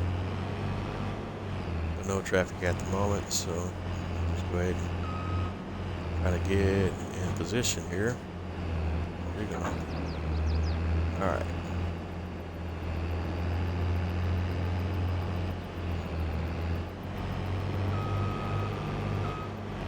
Didn't want to come off of there for whatever reason.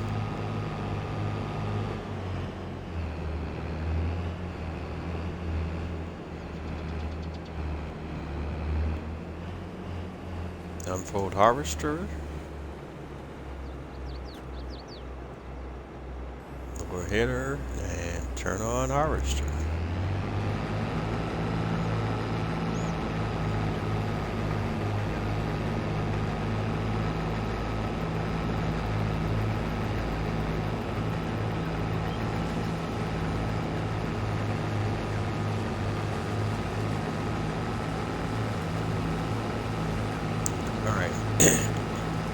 And we're supposed to be fast forming, but for whatever reason, I don't know what it is with the because this is supposed to be able to move at the maximum speed of the harvester, but for whatever reason it doesn't seem to work very well with this particular mod. I'm not sure why.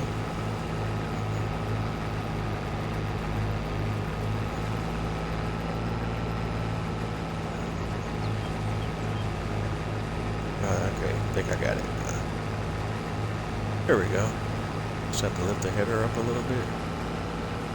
Weird.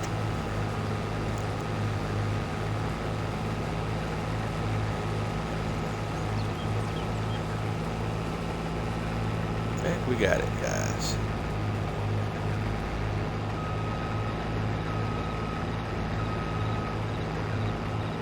And we want to do a headland on this field as well, same as we did on our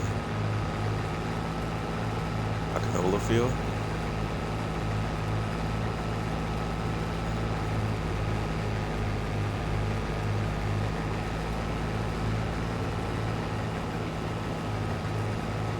This gives the worker a little bit more room to operate.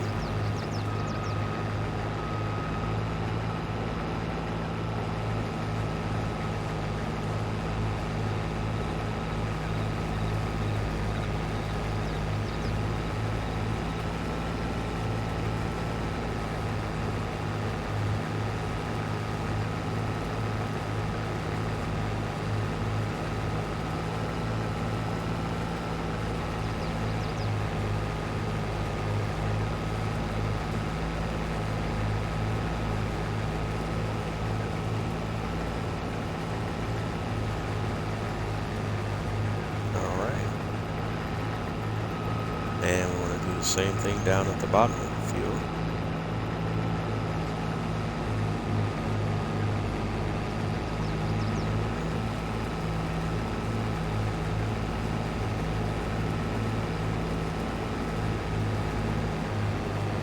And as you can see, the tool height control allows you to harvest at a faster rate of speed, typically as fast as the harvester will go. It's not super realistic, but still kind of cool. It just allows you to get things done a little bit faster if that's your purpose in the game. And as I've talked about on past streams, you know, you play the game the way that works the best for you. Don't let anybody else tell you there's a right or wrong way to play this game. One of the cool things about these type of games is there is no per se right or wrong way to game. You game at the way that works best for you.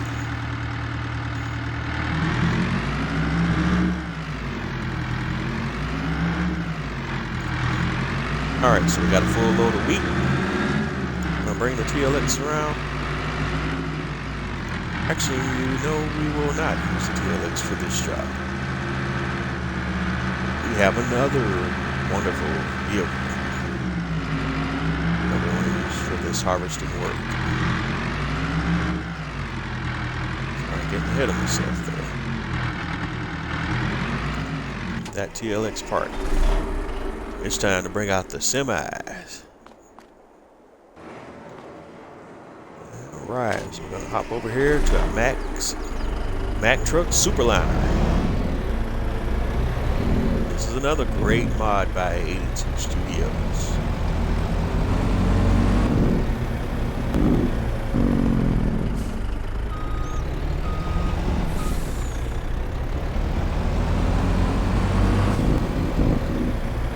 I'm gonna bring our big Mack over to the field.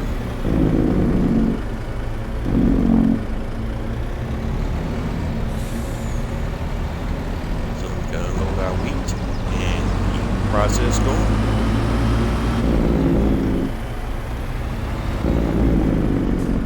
That right. Over on the other side.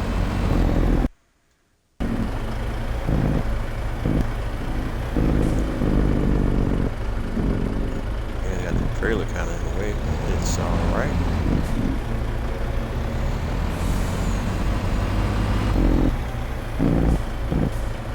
Alright, Superliner to the rescue. Park that bad boy right there. Hop over into the harvester and unload.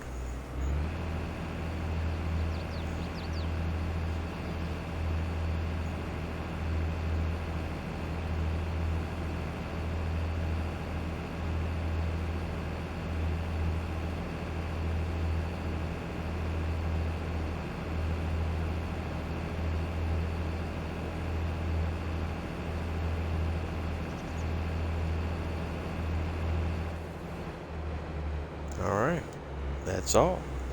And we're going to go ahead and turn on the worker. Let the worker kind of finish the job, hopefully, in theory.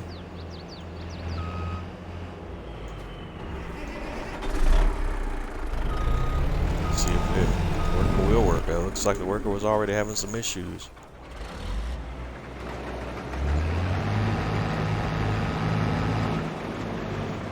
Yeah, the worker is not going to work, huh? Alright.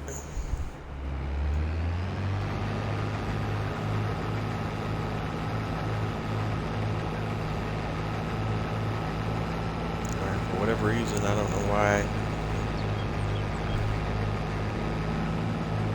this harvester struggles. Alright, so we just have to do this job manually. Or doesn't like something, not sure what.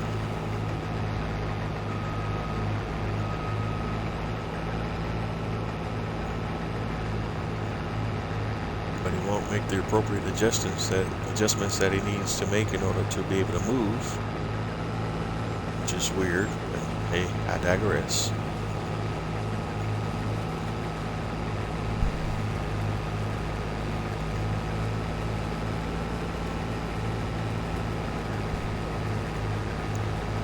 So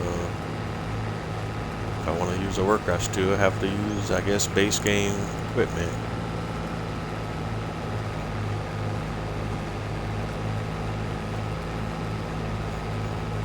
Alright.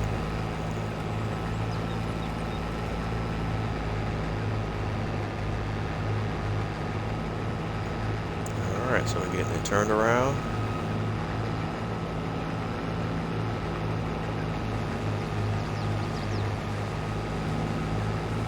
And this, folks, is fast farming. As you can see, once you get the header kind of adjusted right, it goes along at the max speed that the harvester can go. So harvesting at 19 miles an hour instead of 7 miles an hour.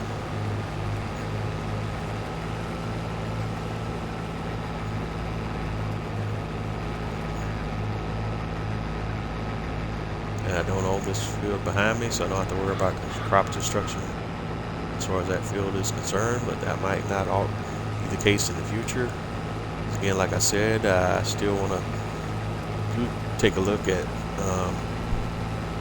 expanding the farm operations. I'm going to have to sit down off camera and kind of plan that out a little bit and see where I want to go. And when I come back on live, I'll kind of let you guys know where I'm at on that. And I'll walk through that on one of my episodes. We expand the farm and the farm operations.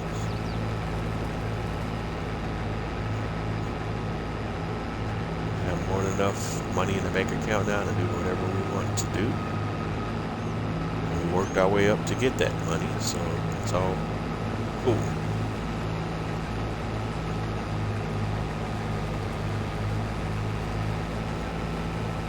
And we're about to come up on the full load again.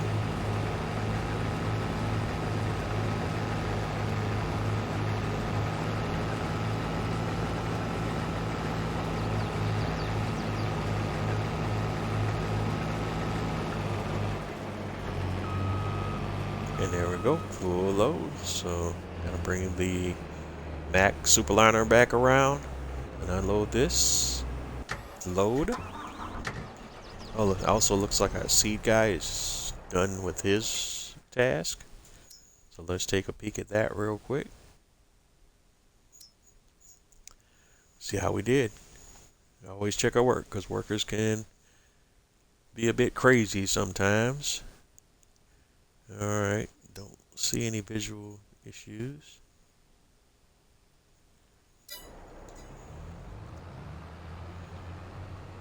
Looks good. So go ahead and unload the seeder. Drop that off. And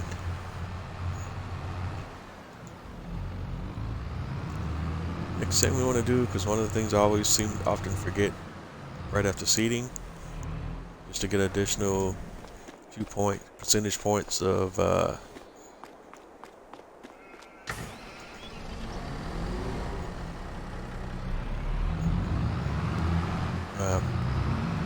harvest potential out of your crop, because you want to go ahead and roll your fields immediately. Ouch. The roller.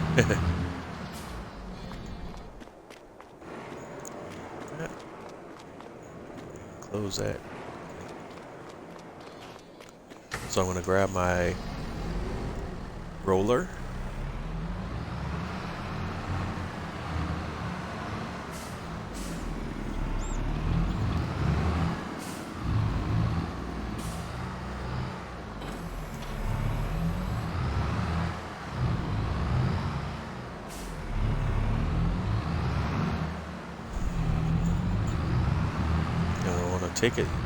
Take a roller to the shop first, because first of all I want to make sure it's set to its rolling function and not its grassland rolling function. This roller is a little different from other rollers, as there are some rollers that are strictly grassland rollers. There are rollers that are strictly crop rollers. There are rollers that can do both. This is a roller type that fits into both categories, but you just have to make sure you can configure it before you do anything. Alright, so let's check the configuration. Customize, and we want it as a roller. It's already set there, so we're good to go there.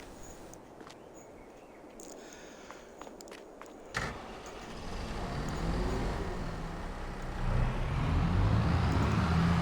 you can just bring that around, unfold it.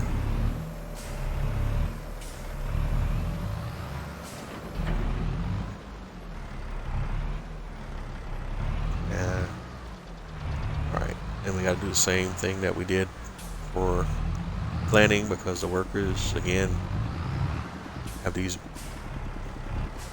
mental judgment issues even with square and rectangular fields at times.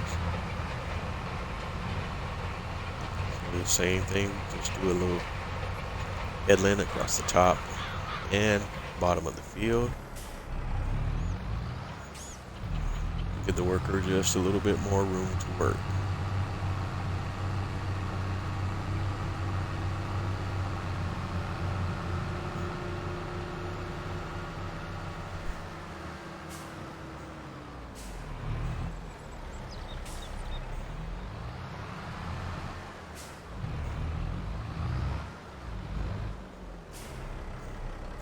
Alright, lower. Roll this section out.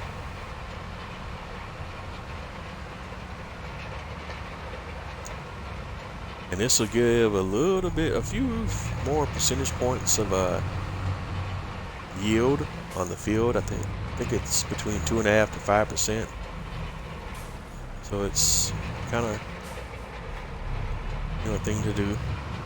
And it also eliminates the needs rolling message that you screen or message that you get when you're looking at the field in the field menu. It's not something you have to do, but something you can do if you just want to kind of up the yield potential of your crops.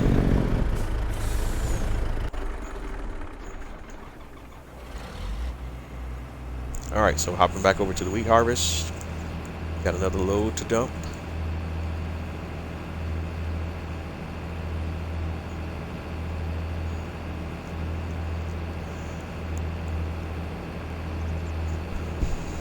And I don't know what the max capacity I have the superliner set at, but it looks like I have it set on the unrealistic capacity, so it's going to take, I think 182,000 liters or something like that before it's full, so no worries there about running out of capacity for it. The dump trailer for it.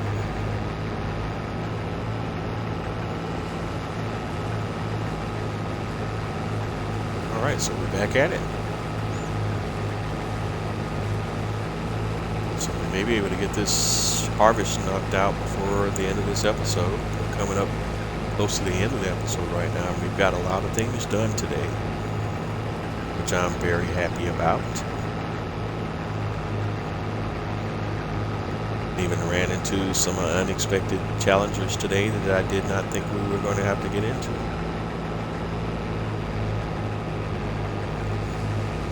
Sometimes when you're doing lives, you never know.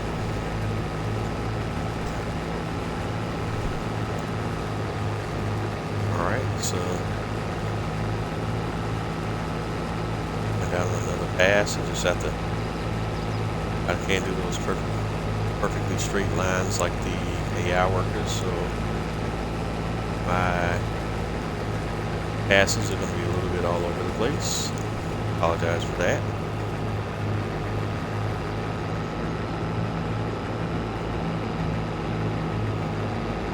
You see I'm leaving a straw swath as well.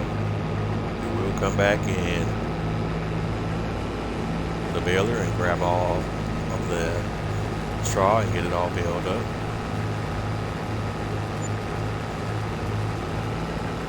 And I already own equipment for that, but that could also be an opportunity for us to test out the bale capacity mod if we want to, although we'd have to lease all the equipment for that, because I have a different piece of equipment than what's used in that pack, and in order to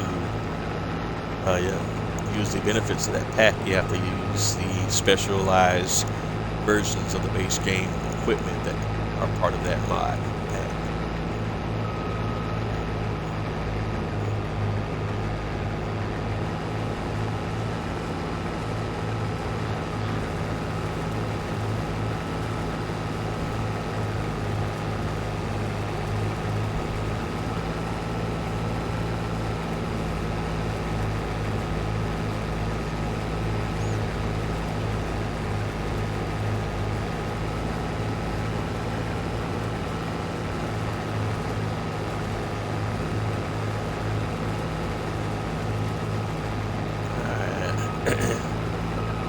was desperately trying not to do. There's a little bit of the hay over there, so I'm gonna come back and get that little piece right there.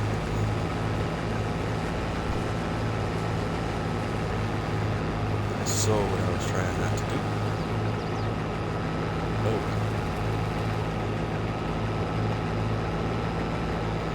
All right, we're at 99%.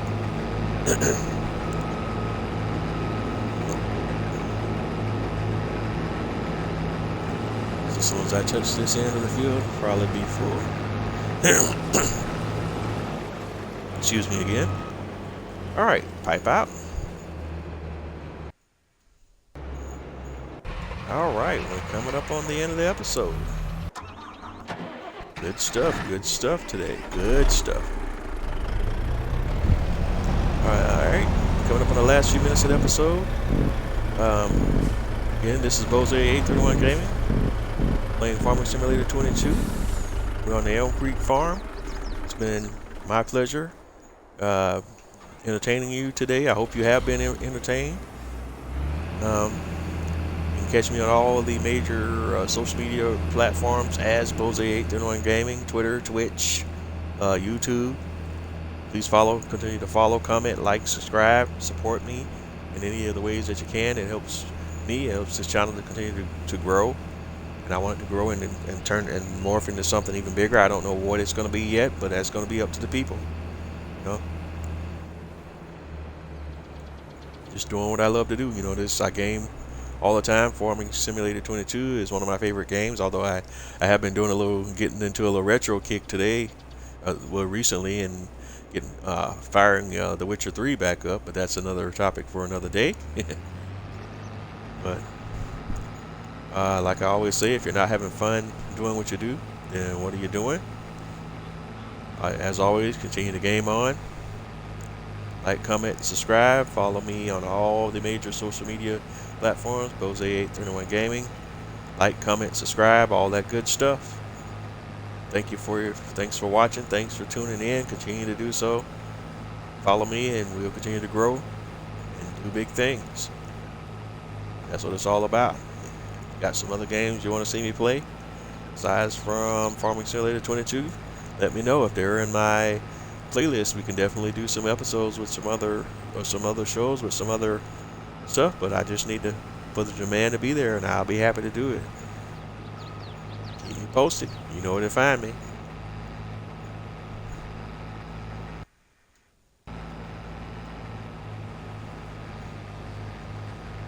All right, coming up on the last minute of the live stream. It's been fun, folks. All right, and when we come back in on the next episode, we're gonna pick right up from where we leave off. Not gonna do any off-screen stuff except maybe continue to look at the fields for whatever expansion plans I might try to get into. I think it would still maybe a few more episodes before we really get into doing any more expansions. Just want to make sure we're at a good clip on the fields that we already have right now, because we still got to get the fields that we just added, in line with the things that you need to do for precision farming. It takes a couple of harvest cycles before you can get to that point. All right, it's 1 o'clock Eastern time. That's going to conclude it for today, man. Folks, thanks for tuning in. Love you, love you, love you. And I will catch you on the flip side. Thanks for tuning in. Thanks for watching. Everybody have an awesome day, night, or whatever it is, whatever time it is in your neck of the world.